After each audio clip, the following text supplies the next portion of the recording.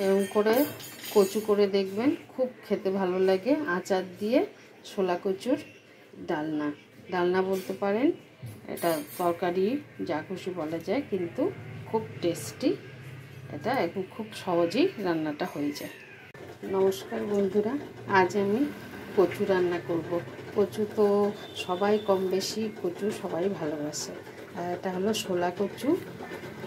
ছোলা কচুগুলোকে এভাবে কেটে নিয়েছি, আর এর সঙ্গে নিয়েছি আলু একটুখানি, একটা আলু এখানে কেটে নিয়েছি। আমি আজকে কচুটা আচার দিয়ে রান্না করব। তো রান্নাটা শুরু করা যাক। সরষের তেল দিয়েছি, তেলটা গরম হয়ে গেছে। এর মধ্যে আমি সাদা জিরে ফোড়ন দেব, আর দেব দুটো তেজপাতা। এর মধ্যে এখন আমি আলু আর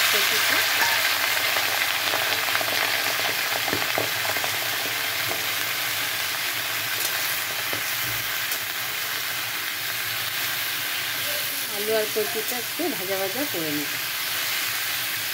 একটু ভালো করে এটাকে ভেজে নিতে হবে। এর মধ্যে আমি দেব স্বাদ মতো লবণ, আর দেব হলুদ। এভাবে কচুটা রান্না করলে খুব ভালো লাগে খেতে। এটাকে এখন ভালো মতো করে এটাকে ভেজে নেব। আলু আর কচুটাকে খুব সুন্দর করে ভেজে নেব। যতক্ষণে আলু আর কচুটা ভাজা হচ্ছে, আমি ততক্ষণে এখানে নিয়েছি ধনের গুঁড়ো, জিরের গুঁড়ো, আর এখানটায় লঙ্কার গুঁড়ো। লঙ্কার গুঁড়োটা নিজেদের ঝাল খাওয়া অনুযায়ী কম বেশি করে নিতে পারেন। এটাকে জল দিয়ে একটু গুলে রেখে দেব। মশলা এটা, এই মশলার মধ্যে এই মশলাটাই যাবে। আর এখানে নিয়েছি আমি আচার, আমের আচার। এই আচারটা আমি এর মধ্যে দেবো। এই আচারটা দিয়ে কচুটা করে দেখবেন, খুব টেস্ট লাগে খেতে। এই আচারটা আমি দেব। কচুটা ভাজা হয়ে গেছে। এখন আমি এর মধ্যে যে মশলাটা গুলে রেখেছিলাম, এই মশলাটা আমি একটু জল দিয়েছি মশলাটার মধ্যে। আর এই বাটিটা ধুয়েও আর একটু জল দেব। মশলাটা এর মধ্যে দিয়ে দেব। আর এই আচারটা, যে আচারটাও এখন দিয়ে দেব।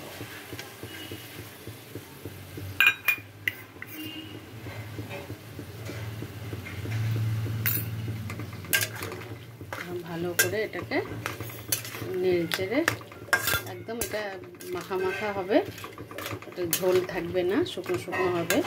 এই আচার দিয়ে খুব ভালো লাগে খেতে। এর মধ্যে আমি একটা পরিমাণ মতো জল দিয়ে দিব। সেই জলটা শুকিয়ে একদম শুকিয়ে যাবে। এখন এটা ফুটতে দিতে হবে। এটা ফুটবে, তারপরে মাখা মাখা হয়ে যাবে। দেখবো কচুটা একদম সম্পূর্ণ সেদ্ধ হয়ে গেছে, তারপরে সেটা নামিয়ে নিব। কচু আলু আমার সেদ্ধ হয়ে গেছে, মাখা মাখা। আর একটু এটা রসটা টেনে নেবে। আমি এখন এর মধ্যে একটু 1 চামচ মিষ্টি দেবো। এই মিষ্টিটা দিলে এটার স্বাদটা আরও অনেক বেড়ে যাবে। যারা মিষ্টি একদমই খান না, তারা মিষ্টিটা বাদ দিতে পারেন, বা এই চিনির জায়গায় একটু গুড়ও দিতে পারেন। তাহলে স্বাদটা কিন্তু অনেকটা বেশি ছাড়বে। এটা আরও মাখা মাখা হবে। তারপরে আমি এটা নামিয়ে নেব। এটার মধ্যে যেহেতু আচার দিয়েছি, সেজন্য কিন্তু এর মধ্যে ঘি, গরম মশলা আমি কিচ্ছু দেবো না। আচারের সঙ্গে ঘি, গরম মশলা দিলে কিন্তু এটা স্বাদটা কিন্তু নষ্ট হয়ে যাবে। এটা একদম অন্যরকম স্বাদ, খুব স্বাদ লাগে খেতে। আমার এটা হয়ে গেছে, কি সুন্দর হয়েছে। এটা খেতে খুব ভালো লাগে।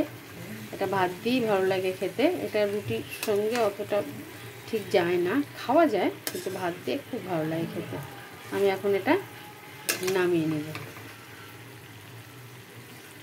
গ্যাসটা অফ করে দেবো। এখন এটা নামিয়ে নেব।